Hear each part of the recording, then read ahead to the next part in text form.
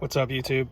I want to show you guys how to fix an e-brake on a GX470. It's a first gen. I got a 2004, but I think anything from 03 or 02 to 2009 should all be the same. So if your e-brake is pulling up, if you can pull it up and it won't engage, and I'm holding the button down right now, but if you're pulling it up and it won't engage and you don't hear any clicking, no ratcheting, it's most likely because the ratchet clank, or the teeth that are down here on the inside. You can see the teeth right there. Let's see if I can get it to focus. Yeah, so your button can easily get gunked up. See, I'm clicking the button right now and that lever's engaging.